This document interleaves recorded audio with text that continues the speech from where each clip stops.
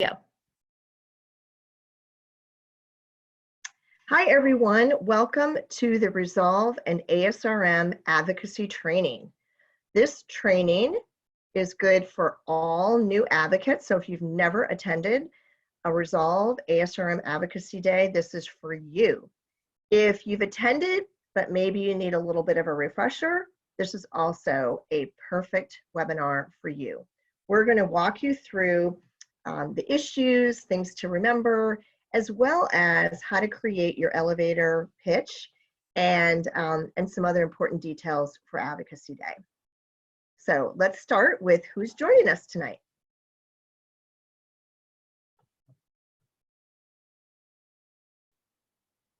Advance the slide. So I am Barb Calora. I am with Resolve, the National Infertility Association. Also joining us is Tracy Sullivan with Resolve. Becca O'Connor is with the ASRM Government Affairs Office in Washington, D.C. And we're also joined by members of our volunteer training committee who've actually put this presentation together.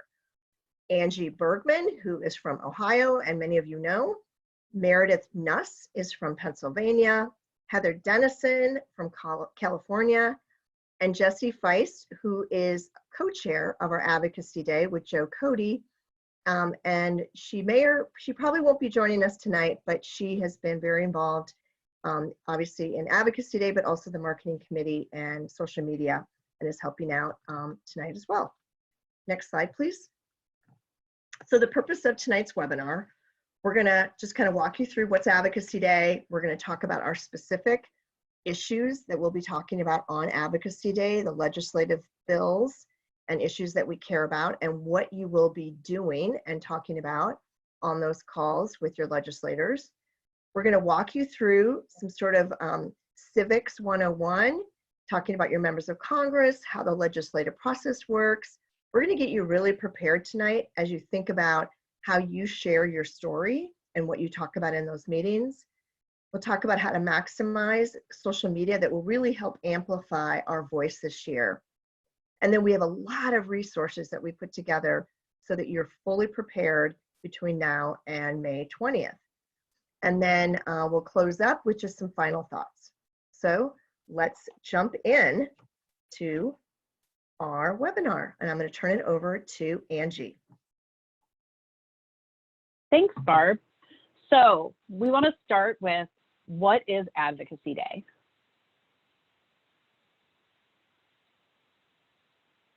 I like to start with what the definition of advocacy is, because I feel like that kind of gets lost in the flow of everything. And advocacy is the public support for or recommendation of a particular cause or policy. So it's going in and talking about bills and causes that are important to us. So one of my first years that I attended Advocacy Day, we had Tammy Duckworth was our keynote. And she really said something that has stuck with me this entire time when thinking about advocacy. And what she said was, that this was our house and they work for us. It's our responsibility to hold them accountable and to exercise our rights. And I took that, and it stayed with me all of these years, because my first year I was so intimidated. I'm talking to senators and congressmen. They're, on a pedestal. They're above me. But reality is that this is our house, and they do work for us, and it is our responsibility to hold them accountable. So that's why this advocacy work that we're doing is so important, and why you shouldn't feel intimidated to be having these meetings and talking to these people, because they really do work for us, and that's their job, is to listen to us. We're lucky that we live where we do, and we can exercise the right to ask them to support things that are important and critical in our lives. So what are we advocating for? So what we're advocating for is equal access to family building options, so that everyone has a chance at creating the family they desire. Almost every politician you can possibly think of is going to run on a platform of being pro-family. So this should be something that comes really to the heart of them, that they can really embrace for us, because we want just equal access to the ability to build the family that we'd like to create.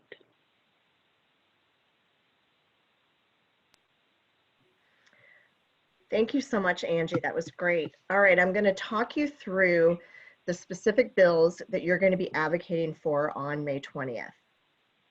Now, we have bills in the House and bills in the Senate. They happen to be the exact same bills, so that makes it a little bit easier for you. Each of these bills are going to have a number associated with them. We'll talk a little bit about that in a minute, but they're the exact same pieces of legislation. So once you get the fundamentals of your ask down for each of these issues, it'll be the same in your Senate meetings as well as in your meeting with your representative. However, given that we may have a lot of people from your state or maybe just a handful, you may be doing talking during all of those meetings. So let's walk through these issues. And if you watch a webinar that we recorded, we have a webinar specifically on these issues. It's only about 10, 12, 15-minute long video. And it's really good because we go into a lot more detail on these bills. So I highly recommend that you take the time to watch that particular recorded webinar. So our bills are the Access to Infertility Treatment and Care Act. In the broadest sense, this is what we call the everything bill. This is about insurance coverage for medical treatments for infertility. So that includes IVF, as well as fertility preservation if you have a cancer diagnosis or some other condition that's going to impair your future fertility. So this particular bill covers all of the plans controlled by Congress, which is federal employees, the military, veterans, and it also has provisions in there for all the plans in the private sector as well. It basically is saying this should be medically necessary and covered. So that's a fantastic bill when you start talking about access and out-of-pocket costs and the need for people to get care, because that bill really covers everything. The next bill is the Women, Veterans, and Families Health Services Act. This bill is targeted at veterans who have a service-connected injury that has caused them to be infertile or has impacted their reproductive organs. This is the one that we famously call IVF for vets, because it does provide and have a provision in there to provide IVF for wounded veterans. Now, while we've been successful in getting funding for this program through a different mechanism, we really want this particular bill to pass because it takes care of it forever and it removes that ban that the VA has in offering IVF for good. So we'd really like to see this particular bill pass and be done with it and have this provision be in place forever. The next bill is called Every Child Deserves a Family Act. This is having to do with adoption, and it simply states that you cannot discriminate in the adoption process, whether that be in how kids out of foster care are placed or the prospective adoptive parent or parents who they may be. So you can't discriminate based on religion, marital status, sexual orientation, gender, a host of things that seems to be, make a lot of sense, but we've seen about 10 states pass laws that allow discrimination on those grounds. So kids who are wanting to be adopted out of foster care, they may not be able to find adoptive parents if the adoptive parents are of a particular religion, or maybe they're not married, or maybe they're gay. All sorts of reasons why they're being discriminated against. This piece of legislation, which is a federal law, would now supersede all of those state laws and once and for all say we cannot allow discrimination to happen. That bill actually has a lot of co-sponsors in the House, but we want to get even more. So we're excited to be advocating for that piece of legislation.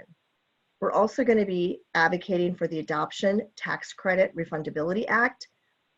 This is a bill that would improve the existing adoption tax credit and help more lower and middle income families adopt. You need to have a tax liability in order to claim a credit. The refundability piece actually reimburses you for your out-of-pocket costs, even if you don't have a tax liability. I don't want to sound too complicated, but this will actually allow more people to be able to afford to adopt.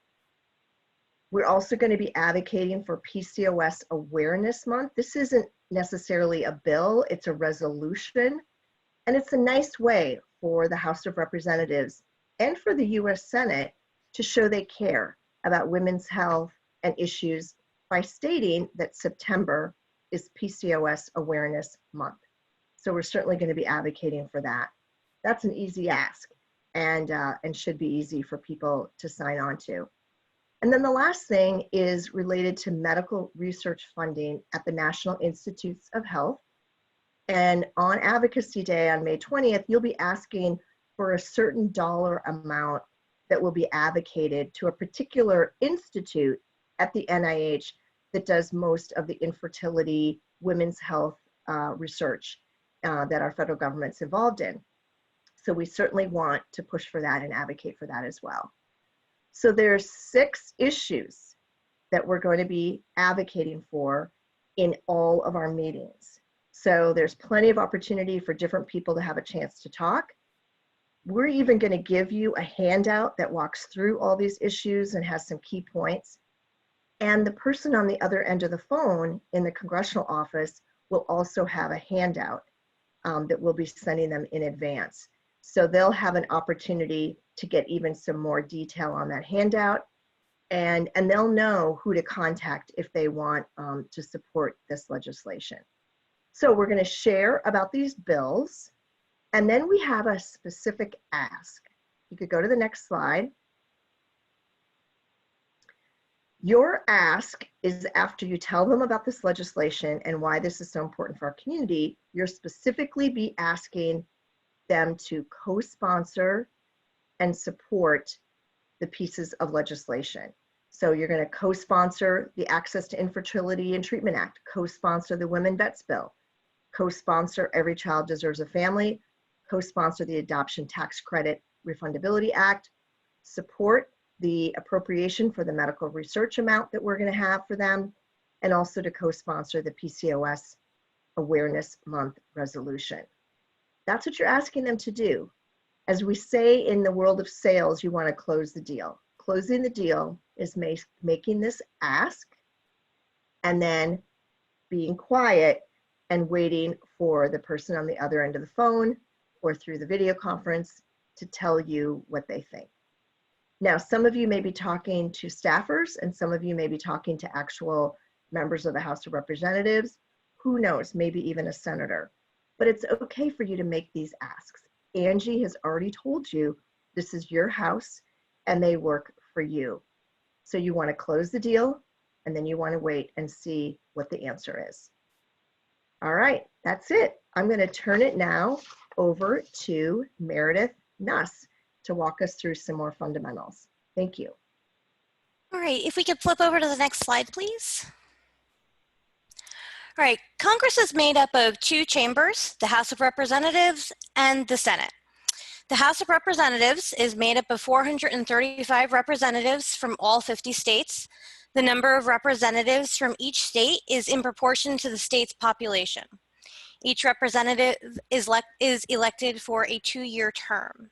The Senate is made up of 100 senators, 2 senators from each state.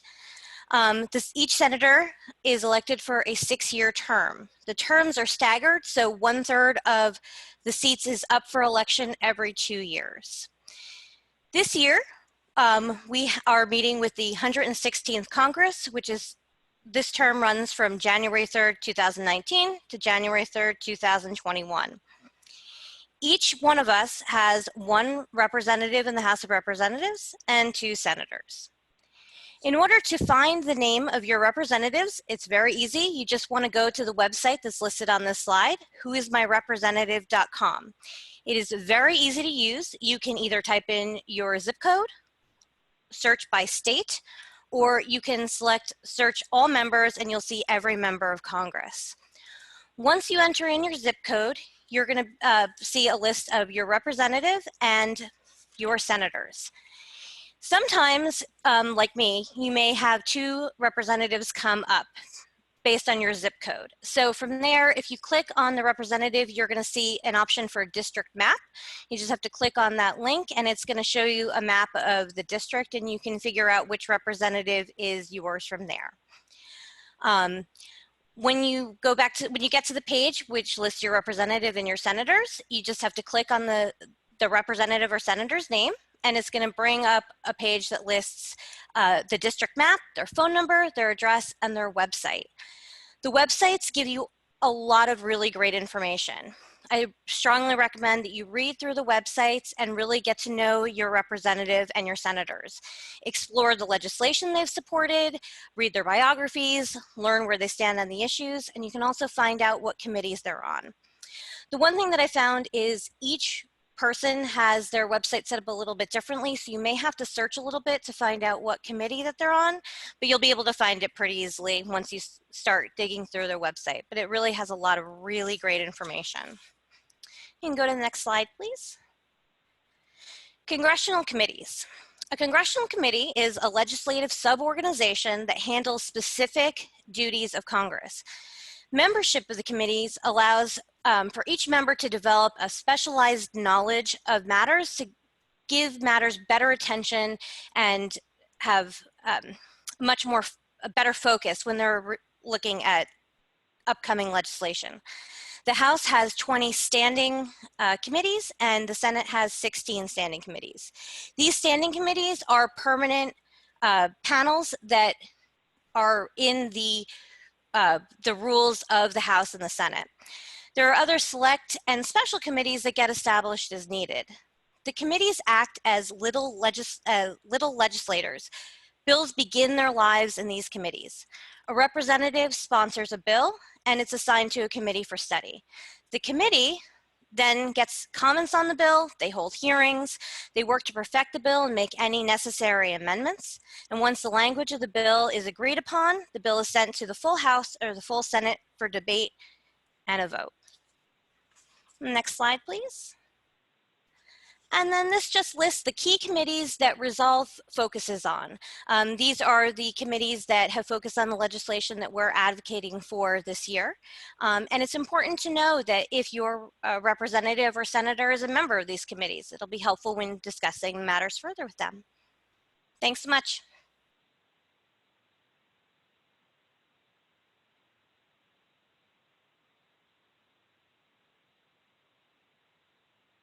All right, next we're going to be covering the legislative process. So next slide.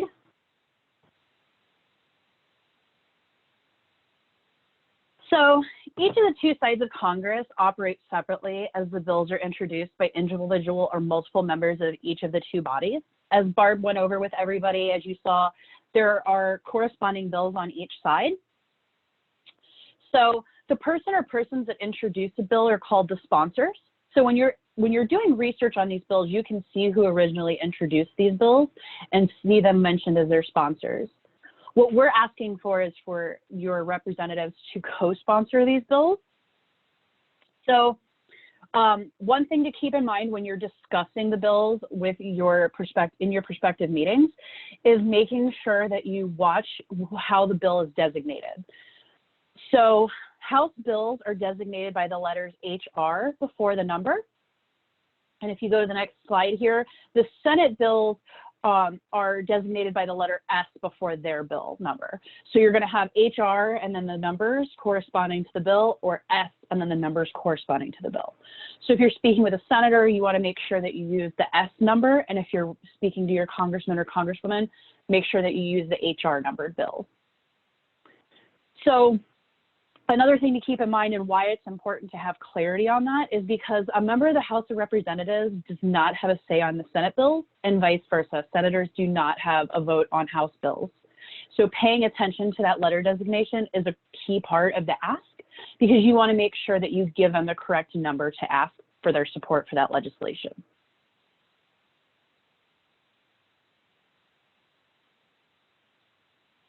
So what we're asking is for them to support the person who originally sponsored the legislation. Typically, what they like to see, especially when a bill is introduced, is having a bipartisan bill, meaning that both a Democrat and a Republican have sponsored that piece of legislation, or they have co-sponsors that are sponsoring that legislation from both parties. Doing so, they're demonstrating that they support their colleagues in their support of that bill. And the numbers of co-sponsors is a measure of likelihood of whether or not a bill will be passed. So realistically, the more co-sponsors a bill has, the more likely it is that that bill is going to end up passing both the House or the Senate.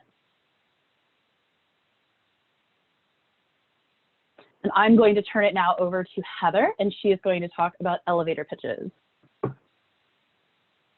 Hi, everyone. So the elevator pitch is an awesome part of what we do on Advocacy Day to really make it more personal and about us. Next slide, please. So this is a 30 to 60 second statement you'll be making when you are talking with your member of the House or your senators. You'll be introducing yourself. So for example, I would say, hi, I'm Heather Dennison from Glendora, California. And if I'm in a meeting just by myself, I can go ahead and say the next part as well. And I'm an advocate with Resolve, the National Infertility Association. If you're in a group meeting with your senators, you don't need to say that every time. They know that our whole group is there representing the National Infertility Association. So we will then have the members of the state delegation go ahead and explain what the different bills are that we're advocating for that Barb talked about earlier. And when we do that, in our Senate meetings, we're going to make sure, and your state captains will be making sure that this is all dialed in, so you just follow their lead. But we'll be looking for stories that really make it personal, that give an emotional connection for our senators, for our representatives, so that they understand why this legislation is so important. We'll be talking a little bit more about that later. And then, like everyone previously has mentioned, we really want to make the ask. Or if we know that our member of Congress or senator is already on board with that legislation, that's our opportunity to thank them so much for supporting that legislation that makes a difference in the lives of the members of our community. And then obviously we want to thank them for their time, and we will talk to them about any particular issues that we need to follow up with them in the future, any questions that they have, or if they feel really comfortable with all the information, we'll just make sure to send a follow-up email so that they don't forget about us. Next slide, please. So one of our goals with speaking with our representatives is we want them to understand what infertility feels like. And we're going to really try to build a bridge to whoever our elected officials are by coming at it from the perspective of family. And the reason why is because this is a really bipartisan concept. So you can say, you know, we know you're very pro-family, and so are we. That way there's really no conflict in their mind about whether or not this fits in with their personal beliefs. We know that everyone can support family. And that's another reason why the patient advocate stories are so important, because this helps them see that this affects our lives, and it has a really lasting impact on not only our finances, but us building our families, and we want them to have some type of emotional connection to that. So we really recommend emphasizing the importance of family throughout talking with your members of Congress. Next slide, please. So every person who comes to Advocacy Day is coming with their own perspective, their own unique story. And we want to make sure that those are reflected when we're speaking with our members of Congress. So we want to have perspectives of people who have infertility diagnoses, healthcare professionals, members of ASRM, veterans, and those who are facing adoption or wanting to adopt. And the reason for that is that we can get such a broader perspective. So you might be thinking, you know, I'm a healthcare professional, I don't have that emotional connection, but that's not true. You have such a big voice because you're representing all of your patients and all of the people who come into your office. You've seen how this affects their lives, and you're here saying, I feel like this is important and I'm a healthcare provider, so I think you should think it's important as well. I'm going to give you a little bit of an example of an elevator pitch. This is one of mine. And so that way you can have an idea of what you want to include in your elevator pitch as well. So this is what I would say to my member of Congress. When I turned 30, my husband and I felt so ready to start a family. But shortly after, I got some unexpected news. I was diagnosed with polycystic ovarian syndrome. Our doctor decided to run tests on my husband as well, and we found out that he was also struggling with severe male factor infertility. Our only option was having our own kids was through IVF. After our first round of in vitro fertilization ended in an early miscarriage, we decided to try and scrape together the funds and try again. Our second round brought us our beautiful baby boy. And then after that, we did a third round, hoping to give our son a sibling, but that round failed yet again. Then we were given the most incredible opportunity to adopt a perfect baby girl. Altogether, we spent about $70,000 on treatment, and as you know, that's really unrealistic for most Americans. We're so thankful for our children, and the reason I'm here today is to advocate for others in a similar position who would like to build their families. So not everyone is going to hit, all those different bills. Unfortunately, my story does, hit polycystic ovarian syndrome, infertility, and also adoption. So we're really going to work with your state captains so that they know when your story would fit in most perfectly. And that way they can have that emotional connection to why this legislation is so important. And if you want more information, go ahead and follow that link below and you will get a sample audio mock recording. And with that, I'm going to turn it over to Becca. Great, thank you. So, hello everyone, nice to be with you. I am a lobbyist and here to give you some tips from the lobbyist perspective. But first I want to say that I'm inspired by everyone that I've heard speak so far, and as a fellow IVF mom, I'm excited to be part of this event. So one thing to bear in mind right at the outset, in an ideal world, folks would hear Heather's elevator speech and other pitches, and all of these bills would sail through the committees and the process, and we'd have no jobs, and that would be fantastic. But the reality, unfortunately, is that this exercise of Advocacy Day is not one and done. And I'm going to circle back to that point a little bit. As you can see on this slide, we have what are essentially some do's and don'ts as you prepare for Advocacy Day and during the day itself. So let's group them that way as we talk them through. The first thing that I think is really, really critical for everyone to remember, and it's already been touched upon here, is that you play a critical role in this process. While it's not one and done usually, it can be streamlined and hugely influenced by your stories, by your voices.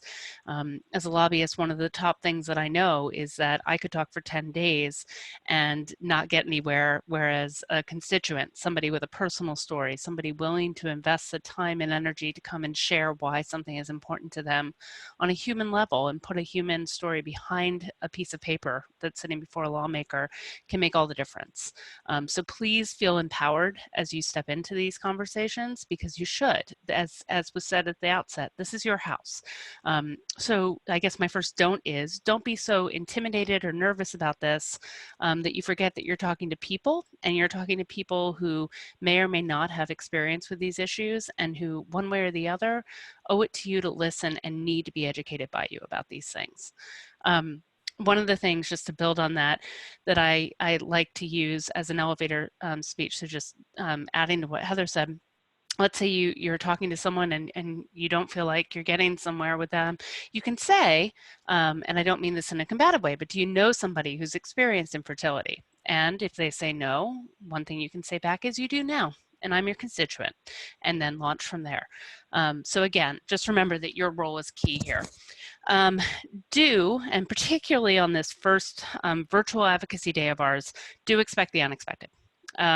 What does that mean in this context? It means, as we've all probably experienced in our 500 Zoom calls a day and the like, that technology can be glitchy, that people are juggling a lot of balls. And so don't be surprised if you had a webinar call, a Zoom call scheduled, and the computer freezes up. Don't be surprised if there are phone issues. We are certainly doing everything we can and working with our partners to make sure that you have a seamless experience.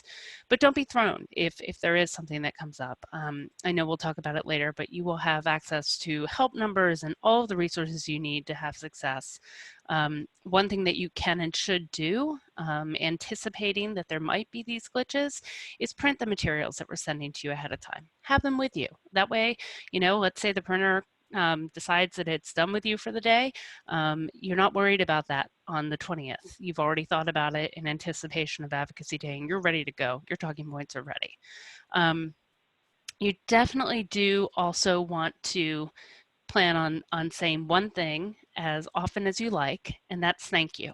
A lot of folks say, well, what if they say, I've already signed on to these? Do I just stop talking?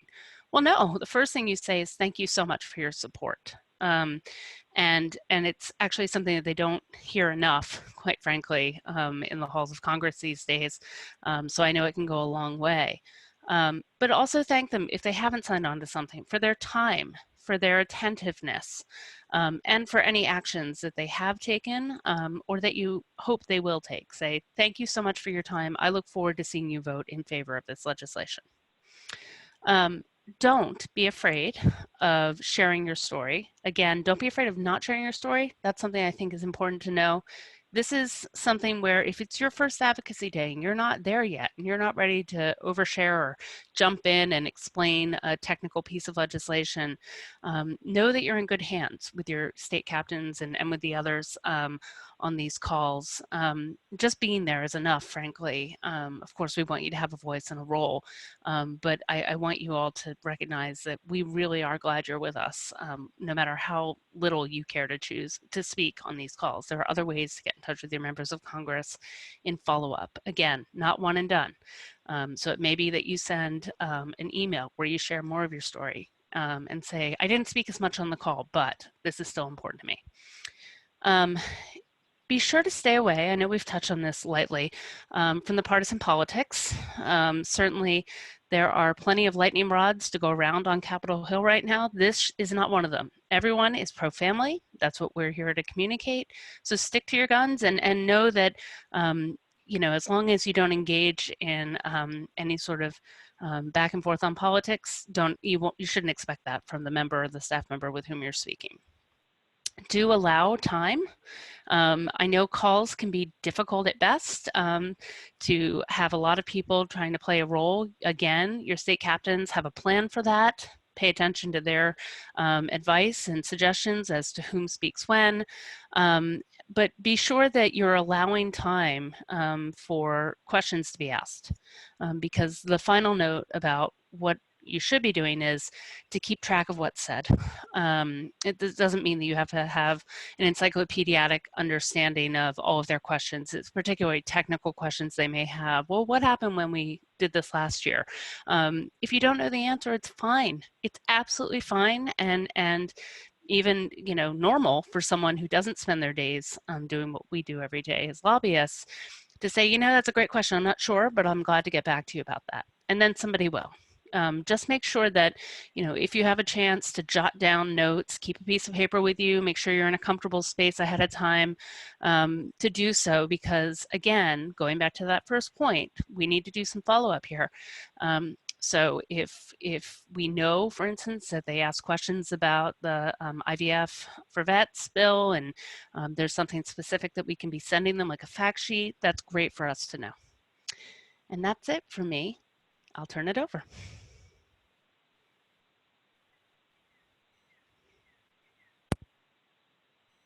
All right, I'm going to go through a couple of the social media slides on behalf of Jesse and the Marketing Volunteer Subcommittee.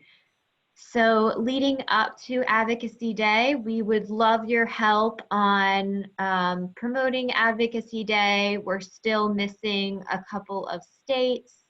And also promoting our letter campaign. We have a great letter that we have up on our website that has all of the bills that we are supporting and advocating for. And that's a great way for us to amplify our message, to send that quick letter, and it goes directly to your representatives' offices. On Advocacy Day, we'll have a couple of options for you to engage in social media as well. We have prepared, the volunteer committee, some great content for Twitter and Facebook, and they've created some great sample messaging. So all you have to do is copy and paste that messaging onto your social media networks. We also have some great selfie signs. We still want you to have fun and have a great time. So while you're doing this virtually, we'd love to see some pictures from you for the day. So, you know, definitely snap some photos and tag Resolve in them so that we can see. A couple other social media tips for the day. Make the connection. So follow your members of Congress on Facebook, Twitter, and Instagram. We have a big Excel spreadsheet of all of the Twitter handles of the senators and representatives. So that will be shared with your state captains, and that will pass it along to you. Some other things to remember are positive advocacy. So it's always, you know, important to remember to be respectful about your meetings online, and just note that negative comments will hurt our efforts. So while you're on your virtual phone calls or video meetings, definitely make sure that you're giving the staffers and the members, you know, 100%. So no updating Facebook statuses or checking email or things like that. And again, we would love to see your photos and your messages of the day. So please send, you know, any photos, blogs, videos to info@resolve.org. We also have a priority hashtag that we created, IF Advocacy. We have a couple additional hashtags. You don't need to write down or memorize any of these. We will have a very helpful one-page document that will have all of the hashtags and messaging that will be sent to your email, and it will also be included on the Resolve Advocacy Day website. So that way you can have it printed out for the day as well. And just on the bottom are all of the Resolve social media channels and how to find Resolve. But again, we'll also have some documents for you so that you can have all this information on hand. So a few additional training resources in addition to this webinar. We send email, we call them email engagement series every Wednesday leading up to Advocacy Day. So these emails have a lot of great information on training resources, documents, information about virtual events and things to look out for. So definitely make sure to read through those emails. We also have recorded several other webinars that we would highly recommend you to tune into. They are fairly short as well. So the first one is what to expect for a virtual advocacy day. So this is a great one that will go through logistics, schedule, Prime Advocacy, who helps us to set up our congressional meetings. They actually go through a demo of how to find your schedule on their website and look through your meetings. The second pre-recorded webinar is talking about a deep dive into our issues and bills. So what are we advocating for? We go through every single bill and talk more in depth about that. We also have an advocate training resources webpage that has a plethora of information, again, training documents, webinars, blog postings, all the details, scheduling for the day. On that same web page, we have resources for professionals as well as a Create Change blog. So to get to all of those resources, all you have to do is go to www.resolve.org/advocacy-day. A few next steps. So your state captains, like we had talked about earlier, they are advocates who have been to Advocacy Day before. And so they will help guide you throughout the day. So you will be assigned a state captain. And so you just have to be on the lookout between May 4th and May 15th.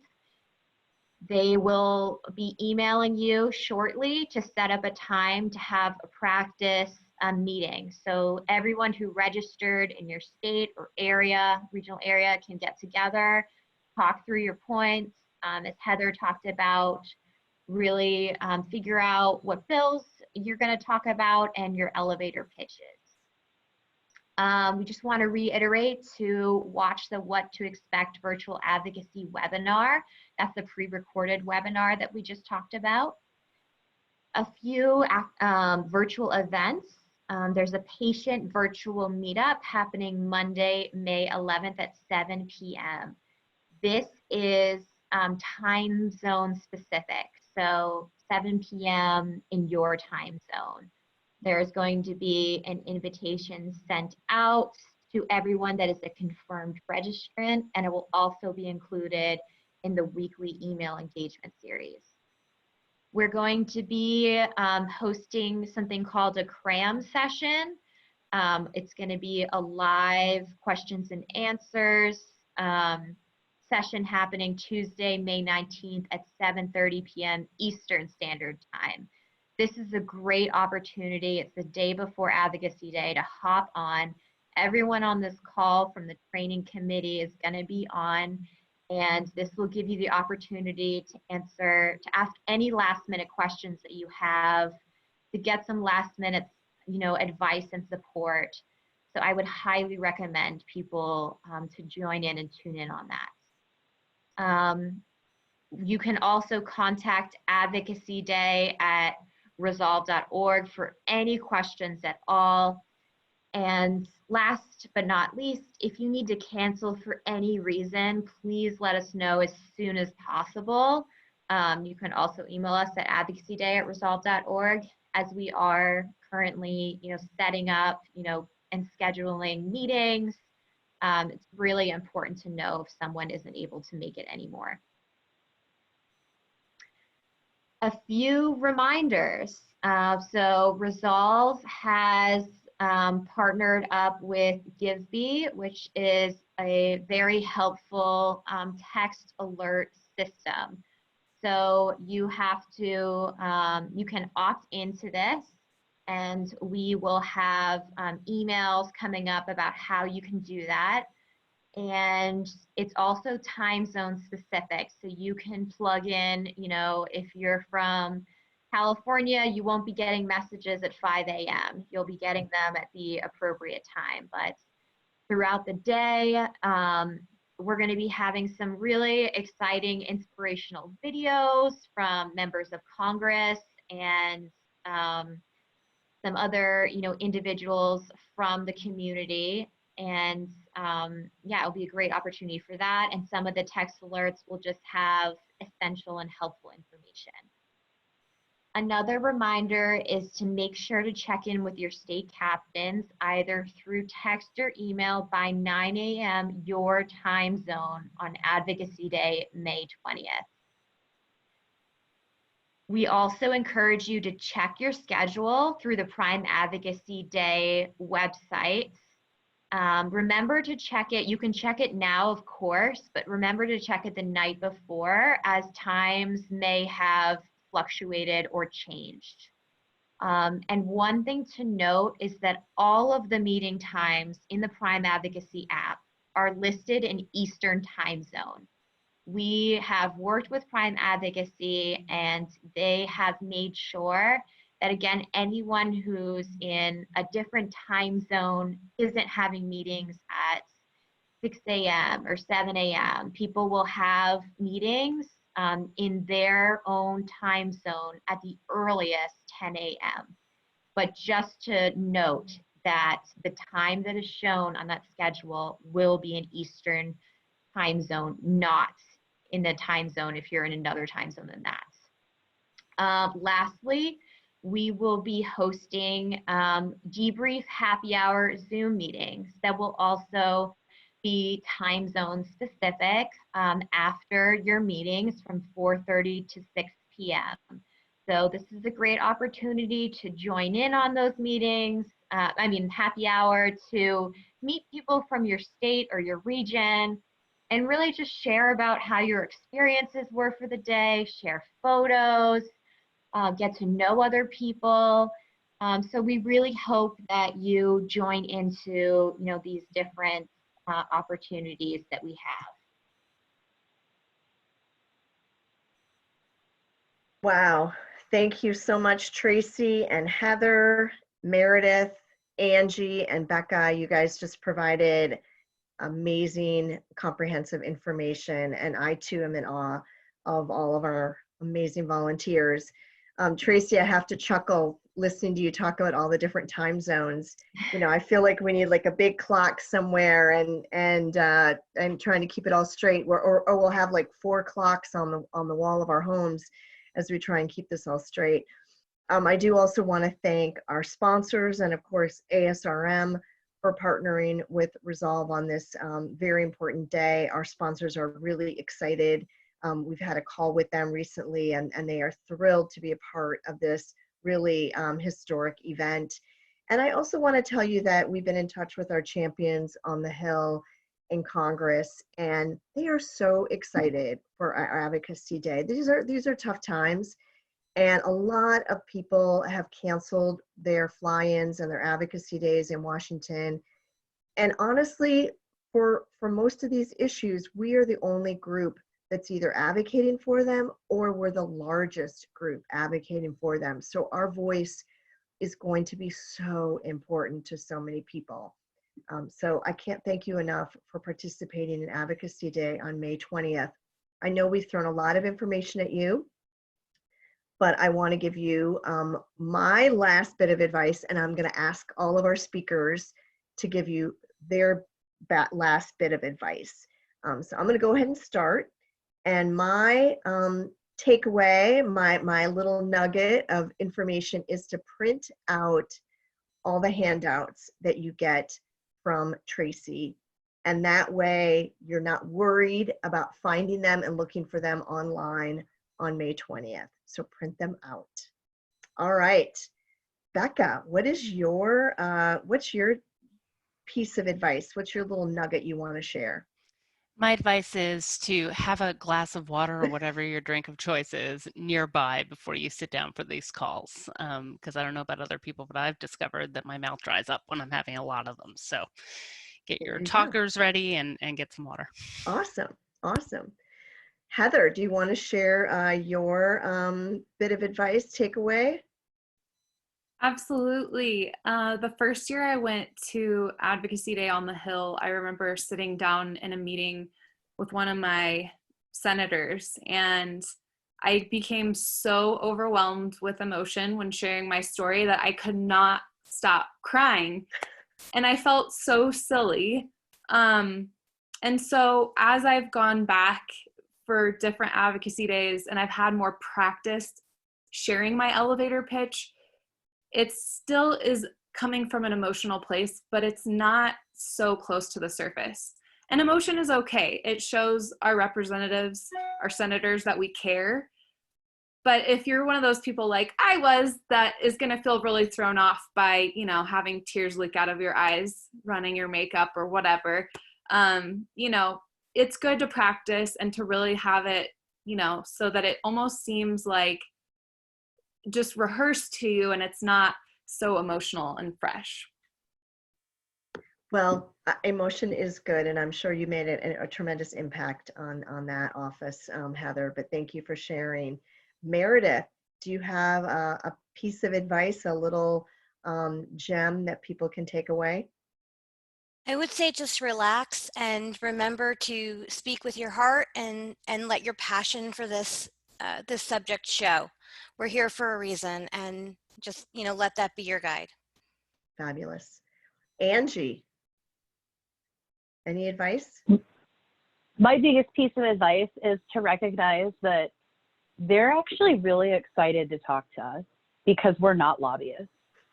Like, I've specifically had that conversation with the representatives that I met with, where they were like, no, we love having constituents come in because we don't get to see you guys as often or talk to you as frequently as we do other lobbyists. And we know that it's coming from the heart. So take advantage of that, because they are excited to talk to us and they do look forward to it. We're a nice, refreshing break for them. And they do take what we're asking seriously because of that. Fantastic. Thank you, Angie. Tracy, I'm going to give you the last word. Sure. I would just definitely reiterate a little bit what Angie said, that just remember that, you know, your story is important and that your voice matters, and that your elected officials want to hear from you and they want to know, you know, what's happening and how they can best support you. Fantastic. We are so looking forward to having your participation on May 20th. I hope to see many of you on May 11th at our cram session, perhaps on the 19th, and then in those happy hour debrief receptions on May 20th. And who knows, maybe I'll be in some of your meetings as well. With that, I want to say good luck. Please keep in touch with us. If you don't hear from anyone, if you don't hear from a state captain, reach out to us. You can email us at advocacyday@resolve.org. Thank you so much, and thank you for sharing your voice. Good night.